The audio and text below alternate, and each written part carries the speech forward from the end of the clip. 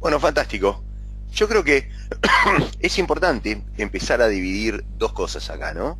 Un poco lo que está pasando localmente, ¿sí? Con todo lo que pasó entre mayo y junio y todo lo que va a pasar de aquí en adelante y toda la incertidumbre que ha quedado, etcétera, ¿no? No hace falta que se los recuerde. Y en segundo lugar, lo que está pasando afuera. Estamos a unos 25 basis de que eventualmente se dé una inversión de curva en Estados Unidos, lo cual no es un detalle trivial, en el sentido que las últimas dos inversiones de curva generaron en los tres años siguientes a la inversión, correcciones en el S&P del 55%. La penúltima inversión de curva se dio en 2000, el año 2000, y ahí tuviste la explosión de la burbuja de Internet en el 2001, y en segundo lugar la segunda inversión de curva se dio en el 2007, y ni hablar lo que generó eso con la quiebre de Lehman Brothers y toda la crisis internacional que vino en consecuencia. Por lo tanto, creo que claramente es un tema a monitorear, yo diría diariamente, para saber en primer lugar si se va a dar la inversión de curva, en segundo lugar qué tan lejos estamos, y en tercer lugar qué tan rápido puede llegar a darse. Como les decía, actualmente estamos aproximadamente a unos 25 puntos básicos, y en segundo lugar, otro tema que me parece importante en ese contexto, es que no necesariamente una inversión de curva implica la anticipación de una recesión en Estados Unidos. ¿Qué quiero decir con esto? Bueno, hay dos formas tradicionales de que se invierte una curva. Uno es por colapso en la parte larga de la curva y otro es por upside en la parte corta de la curva. Por ejemplo, en el 2007 la inversión de curva se dio por colapso en la parte larga de la curva. Por lo tanto, ¿qué implica un colapso en la parte larga de la curva? Normalmente un colapso en la parte larga está asociado al pricing de una recesión a futuro. Por lo tanto, el 2007 priceó una recesión y claramente dicha recesión ocurrió principalmente en los años 2008-2009. Sin embargo, en la coyuntura que estamos viendo actualmente, la parte larga de la curva está muy tranquila, la tasa de 10 está en 2,85 y de hecho vino subiendo a razón de unos 50 puntos básicos desde inicio de año. Por lo tanto, no veo que el frente venga por ahí. Claramente, el frente está viniendo por un jump en la parte corta de la curva. Y fíjense que no es casualidad el por qué arranqué esta charla con la tasa de 2 años que puse acá. Por ejemplo, en los últimos 12 meses, ¿cuál fue el rally que se pegó esta tasa? Bueno, fíjense que el 17 de julio del 2017 esta tasa estaba en 1,36, cuando actualmente está en 2,59. Por lo tanto, tuvimos un rally de prácticamente 125 puntos básicos en la parte corta de la curva. ¿Y qué es lo que está priceando esto? Claramente, esto está priceando la necesidad de una Reserva Federal de ser mucho más activa en frenar un potencial proceso inflacionario. Por lo tanto, esto no necesariamente va a poner a la economía norteamericana en recesión. Por lo tanto, ¿podemos llegar a tener una inversión de curva? Sí. ¿Puede ser esa inversión de curva no relacionada directamente a una recesión? También.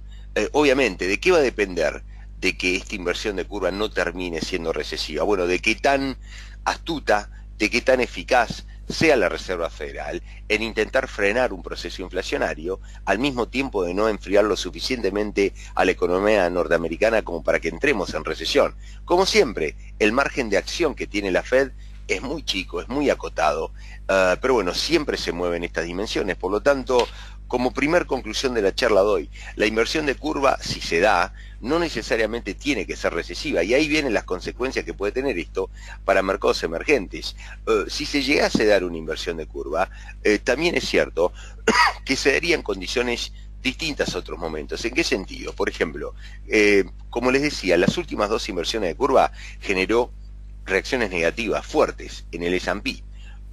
Y si se llegase a dar otra inversión de curva, ¿qué podría ocurrir? Bueno, claramente el S&P está bajo escrutinio y podría corregir fuertemente, pero si uno le suma la dinámica que han tenido los mercados emergentes, por ejemplo, estos vienen siendo castigados ya hace 6 meses bajo el supuesto de una economía norteamericana que al crecer formidablemente se convirtió en una aspiradora de dólares. ¿Qué quiero decir con esto? Hace 6 meses por lo menos que el mercado viene shorteando emergentes y yéndose largo el S&P. Por lo tanto, si llegase a ver una inversión de curva, si además el mercado comenzase a pricear esa inversión de curva como una recesión en la economía norteamericana, no me queda claro si el castigo va a estar solamente orientado hacia un S&P que viene ralliando contra mercados emergentes o si el castigo sería generalizado. Por ejemplo, si nosotros ponemos acá el EEM, por ejemplo, sí, rápidamente.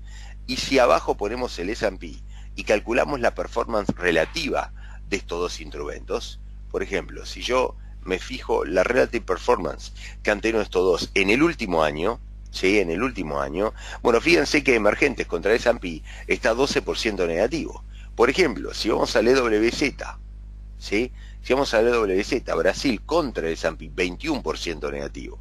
Si por ejemplo calculamos el FXI, que es el ETF que replica China, está 10% negativo. ¿Qué quiero decir con esto? Bueno, aún llegando a un escenario de inversión de curva, emergentes hace rato que viene tradeando en forma muy distinta al S&P, por lo tanto quizá, a diferencia de lo que fue el 2007, en donde la inversión de curva generó un castigo global a activos de riesgo, no solamente pegándole al S&P, sino también a todo el mundo emergente. En este caso, dado que los emergentes vienen corrigiendo hace ya casi un año, podría darse un evento en donde los emergentes estén relativamente estables contra un S&P que pueda corregir fuertemente. Pero yendo un poco a la dinámica de lo que hicieron las inversiones de curva, por ejemplo, si me permiten poner acá, por ejemplo, la 2-year yield, si además acá abajo ponemos la 10-year yield, y a eso le graficamos el S&P, claramente, denme un segundito, a ver si se me tildó el Reuters ahí, perfecto.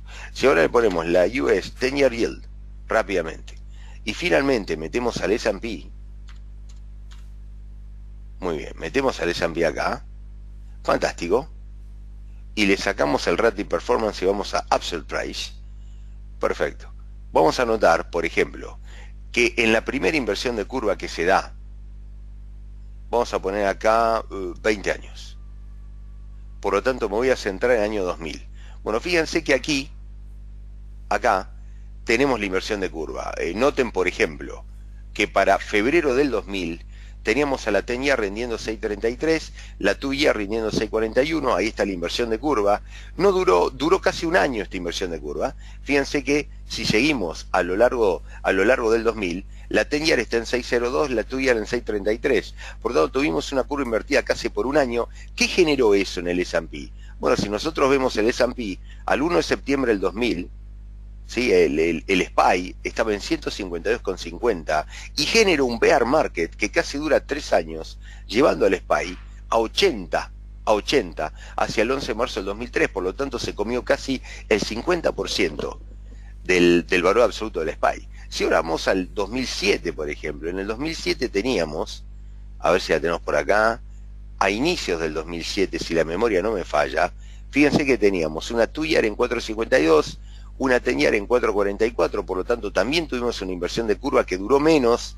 Bueno, y claramente, ¿qué genera esa inversión de curva? Fue el preludio de un SPY que al 5 de julio del 2007 traía en 152 otra vez y colapsa notablemente, haciendo mínimos en marzo del 2009 en 70, otra vez carcomiéndose más de la mitad del S&P.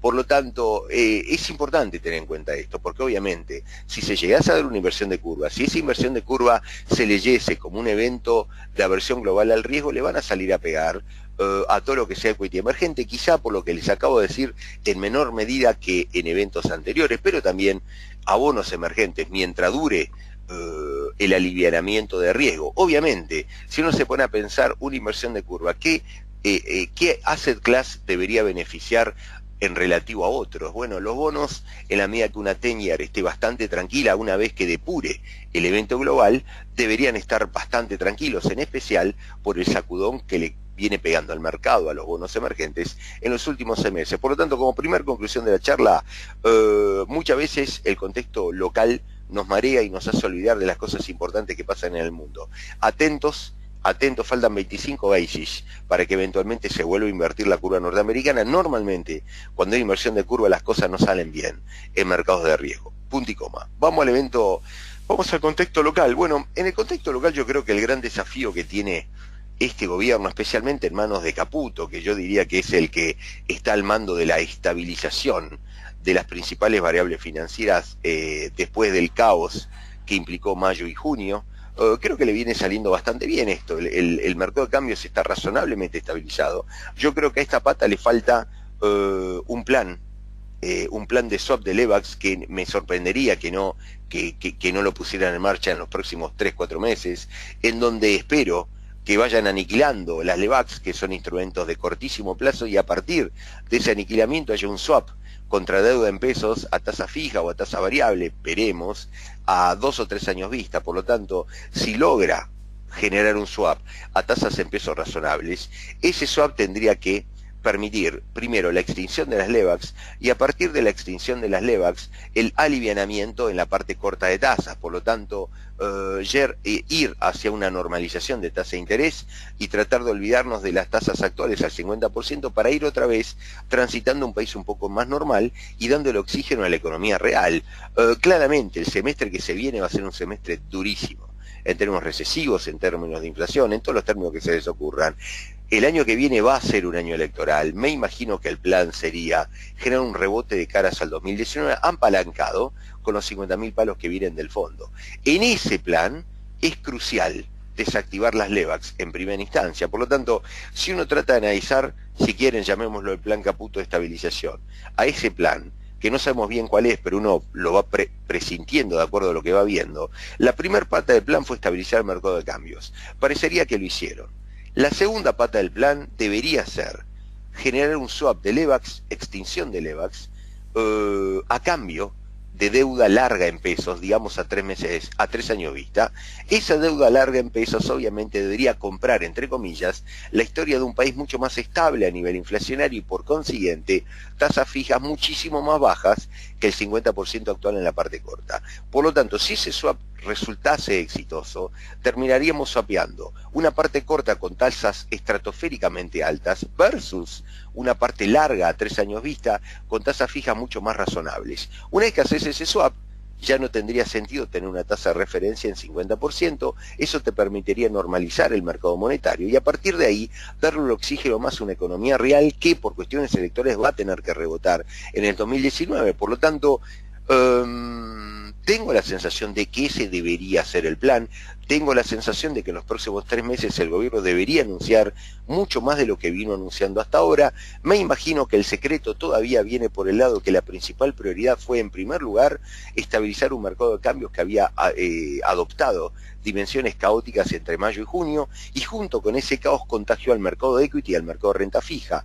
Ojalá, y tengo confianza en Caputo, porque es un tipo de mercado, es un tipo que viene muy lejos de la esfera académica que dominó a la administración del Banco Central anterior. Por lo tanto, a partir de la estabilización del mercado de cambios, a partir de la realización de un swap de Levax por bonos más largos, tengo la sensación de que eso podría comenzar a meter a la Argentina otra vez en un sendero de mediocridad controlada. La mediocridad no es necesariamente una buena noticia para el mercado de equity, pero es una razonable noticia para el mercado de renta fija. Por lo tanto, si entramos en un sendero de mediocridad definido como los próximos 15 meses de cara a las elecciones del 2019, esa mediocridad podría lograr además la recuperación de paridades en bonos, que sin llegar a los niveles, si quieren, a los mejores niveles de enero de este año o incluso de octubre del 2017, podrían llegar a los niveles que tuvimos en abril. Por lo tanto, si el mercado de bonos se animase a tratar de ir a los niveles de abril, tenemos unos 150 puntos básicos de compresión potencial de spread a lo largo de toda la curva, corta, media y larga, y tengo la sensación que ese debería ser el desafío de Caputo de caras a un segundo mandato de Macri o a quien lo suceda dentro del gobierno, porque no me imagino un gobierno ajustando lo suficiente como para ser totalmente independiente del financiamiento externo. Me imagino que de caras al segundo mandato ya se patinan los 50.000 palos del fondo y a partir de haberse gastado lo del fondo deberían recurrir otra vez a los mercados de financiamiento voluntario. Obviamente a los niveles actuales sería carísimo hacerlo, pero si en este entorno, si en estos 15 meses o 20 meses Argentina trata de estabilizar los mercados y mandar una señal de mayor coherencia económica, probablemente los mercados se tomen el tiempo para volver a darle una chance y que las paridades recuperen, y a partir de la recuperación de paridades el riesgo país pueda comprimir por lo menos 100-150 puntos básicos. Por lo tanto, hay mucho valor en todos los puntos de la curva, tanto en la parte corta, media como larga, dependiendo del nivel de aversión a riesgo que cada uno tenga, ¿no? Uno puede jugar la parte corta directamente a través del AO 20 o incluso el Bonar 24, podés extender un poco más duration yéndote al 26, y si uno la quiere jugar bien arriesgada, tenés el 37, el discount del 46, el centenario, etcétera. Así que bueno, esos son los dos frentes que, para resumir la charla, atentos. Vamos a seguir muchísimo el tema de inversión de curva por los próximos meses, porque si se da esto no se va a dar mañana, pero es un tema realmente importante por las consecuencias que puede tener una inversión de curva a nivel internacional. Primer conclusión de la charla de hoy. La segunda es, creo que el mejor escenario que nos espera en Argentina es el tránsito de un largo sendero de mediocridad. Esa mediocridad probablemente no sea buena noticia para el equity, pero sí para los bonos, que necesitan al menos una estabilización de paridades para que el alto carry que tengan empiece a traccionar y genere retornos. Así que bueno, esa es la conclusión de la charla de hoy. Les mando un abrazo a todos. Voy a subir la charlita en un rato y se las mando por link, por mail. Abrazo grande. Hasta luego.